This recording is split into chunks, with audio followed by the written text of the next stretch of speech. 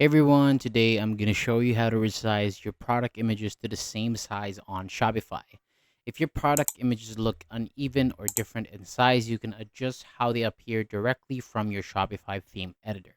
So first, I want you to open your Shopify theme editor and find the featured collection section on your page. Click on it and then look under the product card settings. So from here, select media and look for an image setting that lets you adjust how the product images are displayed. So keep in mind that every Shopify theme is different, so the exact setting or option may not look the same on your store. Just look through the media or image settings and choose the option that makes your product images appear more consistent, such as a square or portrait style if your theme provides those choices. And then once you're happy with how the images look, click Save in the top right corner to apply the changes.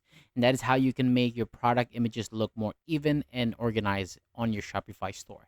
So thank you so much for watching. That is all for today. For more videos like this, hit the subscribe button below and I'll see you on the next video.